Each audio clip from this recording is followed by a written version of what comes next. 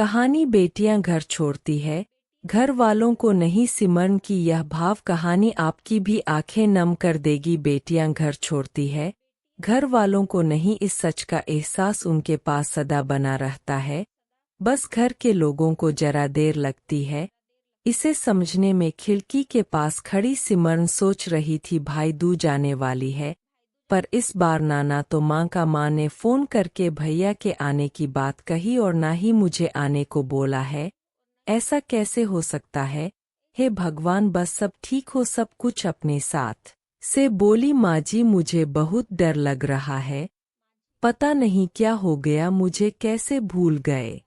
इस बार सास ने इजाजत देते हुए कहा, कोई बात नहीं बेटा, तुम एक बार खुद जाकर देखा हो। सास की आजना मिलने भर की देर थी कि सिमरन अपने पति के साथ मायके पहुंची, परंतु इस बार घर के अंदर कदम रखते ही उसे सब कुछ बदला सा महसूस हुआ। पहले जहां उसे देखते ही माँ पिताजी के चेहरे खुशी से खिल उठते थे, लेकिन इस बार उन पर परेशानी की झलक साफ दिखाई दे रही थी। पहले भाभी उसे देखते ही दौड़ी चली आती और प्यार से गले लगा लेती थी, पर इस बार दूर से ही एक हल्की सी मुस्कान दे डाली। भैया भी ज्यादा खुश नहीं दिखे। सिमरन ने जैसे तैसे एक रात बिताई, परंतु अगले दिन जैसे ही उसके पति उसे मायके छोड़ वापस गए, उसने अपनी माँ से बात की। तब उन्होंने बताया, इस बार कोरोना के चलते भैया का काम बिल्कुल बंद हो गया ऊपर से और समस्या है, बस इसी वजह से तेरे भैया को तेरे घर भी ना भेज सके। सिमरन बोली, कोई बात नहीं माँ, यह मुश्किल दिन भी जल्दी निकल जाएंगे, आप चिंता मत करो। शाम को भैया भाभी आपस में बात कर रहे थे, जो सिमरन ने सुन ली। भैया बोल रहे थे, पहले ही घर चलाना इतना मुश्किल हो रहा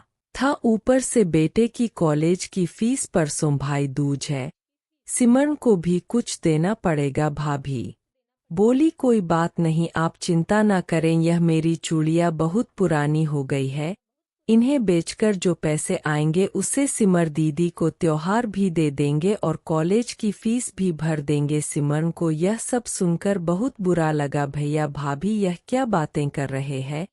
क्या मैं यहाँ उनको तंग करके कुछ लेने के लिए ही आती हूँ? वह अपने कमरे में आ गई। तभी उसे याद आया कि शादी से कुछ समय पहले जब वह नौकरी करती थी तो उसने बड़े शौक से अपनी पहली तनख्वाह लाकर पापा को दी थी। तब पापा ने कहा था, यह पैसे अपने पास ही रख ले बेटा, मुश्किल वक्त में काम आएंगे। इसके बाद वह हर महीने अपनी सारी तनख्वाह बैंक में जमा करवाती रही। शादी के बाद जब भी मायके आई तो माँ ने उसे पैसे निकलवाने को कहा, पर सिमरन हर बार कह देती कि अभी मुझे जरूरत नहीं, पर आज उन पैसों की उसके परिवार को जरूरत है। वह अगले दिन ही सुबह भतीजे को साथ लेकर बैंक गई और सारे पैसे निकलवा कर पहले भतीजे की कॉलेज फीस जमा की और फिर घर का जरूरी सामान खरीदकर घर वापस आ गई। अगले दिन जब भैया का टीका किया तो भैया ने भरी आंखों से उसके हाथ 100 का नोट रखा। सिमरन मना करने लगी तो भैया बोले, यह तो शगुन है पगली, मना मत करना। सिमरन बोली, भैया बेटियां मायके शगुन के नाम पर कुछ लेने नहीं बल्कि अपने माँ बाप की अच्छी सेहत की कामना करने। भैया भाभी को माँ बाप की सेवा करते देख रेरों दुआएं देने और बड़े होते हुए भतीजे भतीज की नज़र उतारने आती है। जितने बार लड़की मायके की दहलीज पार करती है, ईश्वर से उस दहलीज की सलामती की दुआएं मांगती है। जब मुझे देख माँ बाप के चेहरे पर रौनक आ जाती है, भाभी दौड़कर गले लगाती है, आप लाड़ लड़ाते हो, मुझे मेरा शगुन मिल जाता है। अगले दिन सिमरन ने मायके से विदा लेकर ससुराल जाने के लिए जैसे ही दहलीज के पार कदम रखा कि भैया का फोन बज उठा। उन्हें अपने व्यापार के लिए बहुत बड़ा ऑर्डर मिला था। वे सोचने लगे, सचमुच बहन बेटियां माँ के कुछ लेने नहीं बल्कि अपनी बेशकीमती दुआएं देने आती है। जब वह घर की दहलीज पार कर अंदर आती है तो बरकत भी अपने आप भीतर चली आती है। हर बहन बेटी के दिल की तमन्ना होती है कि उसका मायका हमेशा खुशहाल रहे और तरक्की करे। मायके की खुशहाली देख उसके अंदर एक अलग ही ताकत भर जाती है, जिससे उसके अपने जीवन में पेश आने वाली मुश्किलों का वह डटकर सामना कर पाती है। भैया की आंखों से खुशी के आंसू बहने लगे। दोस्तों, आज की इमोशनल स्टोरी आपको कैसे लगी यह आप हमें कमेंट करके बता सकते हैं।